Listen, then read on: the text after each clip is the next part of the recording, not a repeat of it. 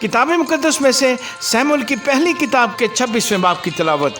اور زیفی جبہ میں ساؤل کے پاس جا کر کہنے لگے، کیا داؤد حکیلا کے پہاڑ میں جو دشت کے سامنے ہے چھپا ہوا نہیں؟ تب ساؤل اٹھا اور 3000 چنے ہوئے اسرائیلی جوان اپنے ساتھ لے کر دشت زیف کو گیا تاکہ اس دشت میں داؤد کو تلاش کرے۔ اور ساؤل حکیلا کے پہاڑ میں جو دشت کے سامنے ہے راستے کے کنارے خیمہ زن ہوا، پر داؤد دشت میں رہا اور اس نے دیکھا کہ ساؤل اس کے پیچھے دشت میں آیا ہے۔ پس داؤد نے جاسوس بھیج کر معلوم کر لیا کہ ساؤل فی الحقیقت آیا ہے۔ تب داؤد اٹھ کر ساؤل کی خیمہ گاہ میں آیا اور وہ جگہ دیکھی جہاں ساؤل اور نیر کا بیٹا ابنیر بھی، جو اس کے لشکر کا سردار تھا، آرام کر رہے تھے، اور ساؤل گاڑیوں کی جگہ کے پیچھ سوتا تھا اور لوگ اس کے گردا گرد ڈیرے ڈالے ہوئے تھے۔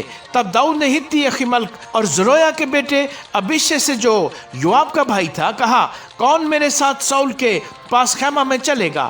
ابیشے نے کہا، میں تیرے ساتھ چلوں گا۔ سو داؤد اور ابیشے رات کو لشکر میں گھسے اور دیکھا کہ ساؤل گاڑیوں کی جگہ کے بیچ میں پڑا سو رہا ہے اور اس کا نیزہ اس کے سرہانے زمین میں گڑا ہوا ہے، اور ابنیر اور لشکر کے لوگ اس کے گرد پڑے ہیں۔ تب ابیشے نے داؤد سے کہا، خدا نے آج کے دن تیرے دشمن کو تیرے ہاتھ میں کر دیا ہے، سو اب تو ذرا مجھ کو اجازت دے کہ نیزہ کے ایک ہی وار میں اسے زمین سے پیوند کر دوں، اور میں اس پر دوسرا وار کرنے کا بھی نہیں۔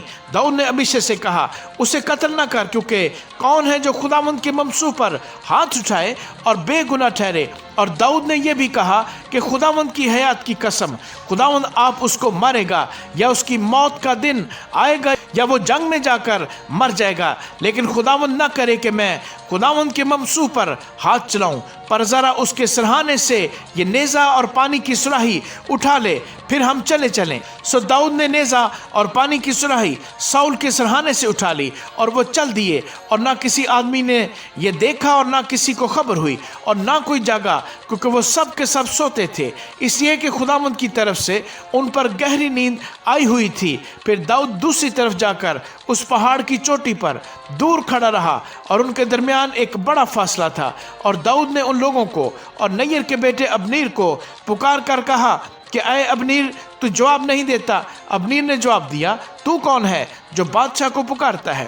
داؤد نے ابنیر سے کہا، کیا تو بڑا بہادر نہیں؟ اور کون بنی اسرائیل میں تیرا نظیر ہے؟ پس کس لیے تو نے اپنے مالک بادشاہ کی نگہبانی نہ کی؟ کیونکہ ایک شخص تیرے مالک بادشاہ کو قتل کرنے گھسا تھا، پس یہ کام تو نے کچھ اچھا نہ کیا۔ خداوند کی حیات کی قسم، تم واجب القتل ہو، کیونکہ تم نے اپنے مالک کی، جو خداوند کا ممسوح ہے، نگہبانی نہ کی۔ اب ذرا دیکھ کہ بادشاہ کا بھالا اور پانی کی سراہی جو اس کے سرہانے تھی کہاں ہیں؟ تب ساؤل نے داؤد کی آواز پہچانی اور کہا، اے میرے بیٹے داؤد، کیا یہ تیری آواز ہے؟ داؤد نے کہا، اے میرے مالک بادشاہ، یہ میری ہی آواز ہے۔ اور اس نے کہا، میرا مالک کیوں اپنے خادم کے پیچھے پڑا ہے؟ میں نے کیا کیا ہے اور مجھ میں کیا بدی ہے؟ سو اب ذرا میرا مالک بادشاہ اپنے بندہ کی باتیں سنے۔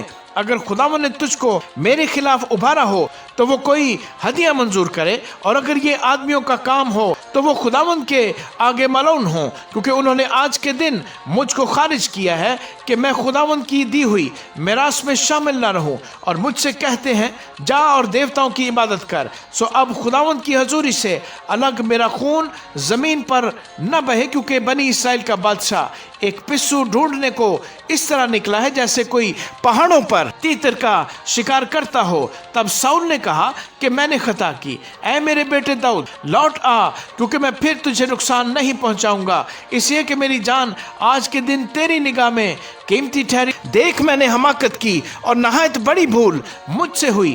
داؤد نے جواب دیا، اے بادشاہ، اس بھالا کو دیکھ، سو جوانوں میں سے کوئی آ کر اسے لے جائے، اور خداوند ہر شخص کو اس کی صداقت اور دیانتداری کے موافق جزا دے گا، کیونکہ خداوند نے آج تجھے میرے ہاتھ میں کر دیا تھا، پر میں نے نہ چاہا کہ خداوند کے ممسوح پر ہاتھ اٹھاؤں۔ اور دیکھ، جس طرح تیری زندگی آج میری نظر میں گراں قدر ٹھہری، اسی طرح میری زندگی خداوند کی نگاہ میں گراں قدر ہو، اور وہ مجھے سب تکلیفوں سے رہائی بخشے۔